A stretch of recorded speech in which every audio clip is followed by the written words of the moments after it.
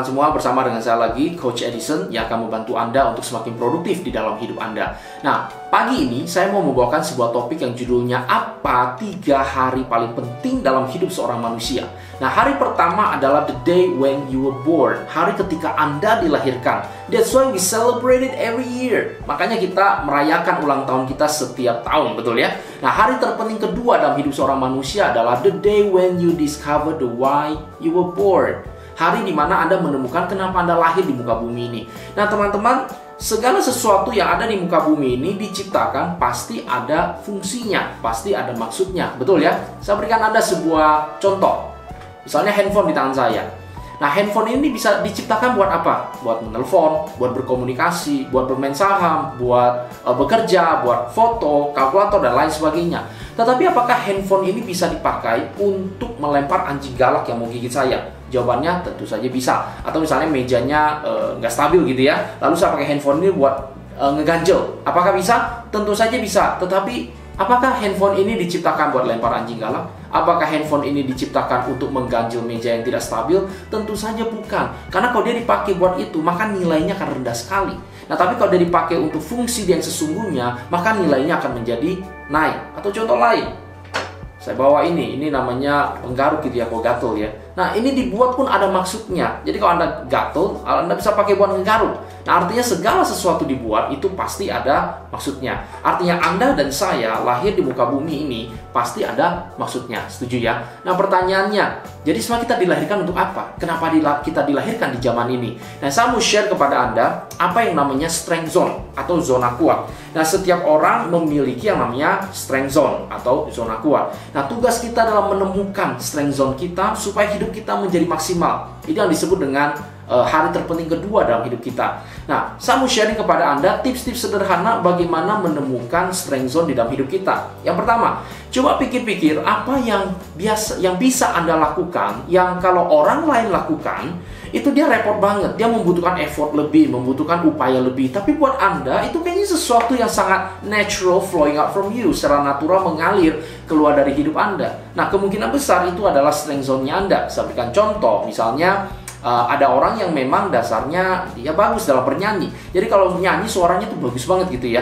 Tetapi ada orang yang kalau mau nyanyi itu kayaknya susah banget gitu ya, fals kemana-mana, contohnya saya gitu ya. Oleh karena itu saya nggak boleh mengambil jalur sebagai seorang penyanyi. Kalau saya nyanyi, saya yakin Anda pasti nggak mau dengar, apalagi disuruh bayar gitu ya. Nah, kalau saya, strength zone saya salah satunya adalah di mengajar. Nah, saya kalau mengajar itu saya buat saya mudah mengajar seseorang melakukan sesuatu. Tapi buat orang-orang lain ternyata nggak gampang menjadi seorang guru atau seorang pengajar. Jadi itu poin yang pertama. Coba Anda pikir apa yang biasa Anda lakukan dengan mudah, sedangkan buat orang lain itu sesuatu yang susah. Oke?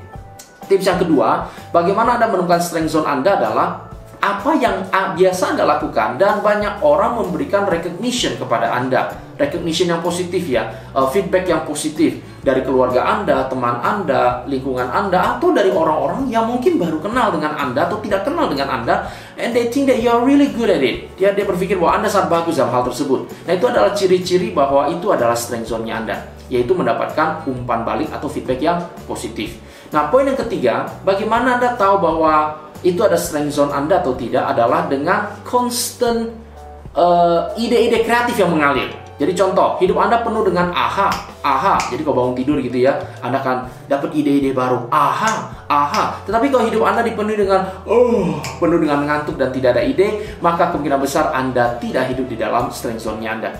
Poin yang keempat, tips untuk mengetahui apakah itu strength zone Anda atau tidak adalah kalau di poin yang kedua Anda mendapatkan recognition secara verbal, maka poin yang keempat adalah Anda mendapatkan recognition dalam bersifat konkret atau fisik. Bisa berbentuk uang, bisa berbentuk piala, bisa berbentuk piagam, atau apapun juga. Orang mau membayar sesuatu untuk Anda dalam hal tersebut. Nah, itu yang dimaksud dengan strength zone-nya Anda. Jadi itu bisa menjadi mangkuk nasinya Anda. Nah, John Maxwell bilang begini, if you stay out from your strength zone, you will be poor. Oleh karena itu harus menemukan strength zone-nya Anda. Nah, yang poin yang kelima, yang saya bisa sampaikan adalah bagaimana cara menemukan strength zone Anda adalah dengan ingat kembali waktu kita sekolah dulu, kita ada ujian, betul ya? Nah, waktu ujian itu pilihan ganda misalnya, kita nggak tahu jawaban yang tepat yang mana, tapi biasanya kita tahu jawaban yang salah itu yang mana. Nah, artinya kalau kita nggak tahu strength zone kita di mana, at least kita bisa tahu apa yang menjadi kelemahan kita. Contoh, saya orang yang nggak terlalu kuat di angka ya, jadi saya suka lupa, saya suka ngaco lah untuk urusan angka. Jadi kadang saya suka bingung kalau ngeliatin angka. Nah, atau hal-hal yang berbau detail, sehingga saya tidak akan menghabiskan sebagian besar dari waktu saya untuk melakukan yang bukan strength zone-nya saya. Ingat, kalau ikan berada di udara, dia akan lemah. Tapi ikan kalau berada di air, dia akan menjadi kuat. Begitu juga dengan burung. Burung kalau di udara jadi kuat, di air dia menjadi lemah. Oleh karena itu, menemukan strength zone-nya Anda, itu menjadi hal yang sangat penting sekali. Nah, demikian itu adalah tips-tips bagaimana Anda bisa menemukan strength zone Anda, atau yang saya sebut dengan hari terpenting yang kedua dalam hidupnya Anda.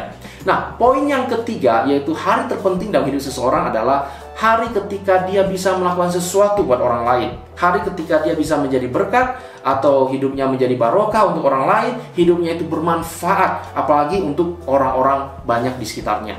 Nah, teman-teman, saya berharap supaya Anda bisa menemukan dan menghidupi 3 hari terpenting dalam hidup kita. Salam sukses buat kita semua, dan take care.